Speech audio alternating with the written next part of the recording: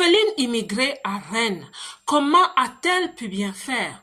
Savez-vous comment les personnes comme la reine Esther, Oprah Winfrey, Meghan Markle et bien d'autres réussissent à braver les préjugés, briser les plafonds de verre afin de réaliser pour elles-mêmes la vie qu'elles souhaitent vivre et surtout de créer un grand impact sur des générations et des générations? Dans cette vidéo, nous allons parler du fait qu'on peut partir d'un milieu défavorisé et réussir sa vie, et réussir ses rêves, réaliser sa vie et faire un impact sur de longues générations. Sur cette chaîne, je parle aux femmes étrangères qui vivent dans la diaspora, celles qui me ressemblent. Vous me regardez, vous me comprenez.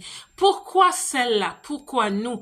Parce que généralement, nous pensons que nous n'avons pas la capacité, que nous n'avons pas assez de potentiel ni les avantages qui nous aident à nous réaliser loin de chez nous. Que notre destinée réside dans les bas-fonds, dans la médiocrité. Ce qu'on voit, on le fait. Si on n'a pas pu, on se débrouille. Et puis finalement, de génération après génération, on ne s'en sort pas vraiment.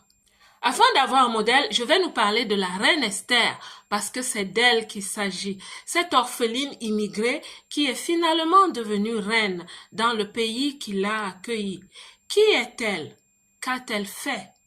Je vais nous parler de ses vertus, des compétences qu'elle a utilisées dont nous pouvons nous inspirer pour devenir les personnes que nous souhaitons devenir loin de chez nous. Parce que je sais, ma belle, que tu es dans ce pays qui t'accueille, parce que tu souhaites réussir, parce que c'est ta vie aussi.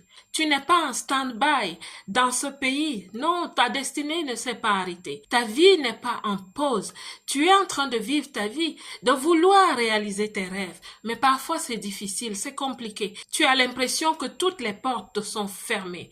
Parlons donc d'Esther. Esther, c'est une jeune fille qui s'appelait Hadassah. Elle a été baptisée Esther plus tard, jeune orpheline de la tribu de Benjamin en Israël.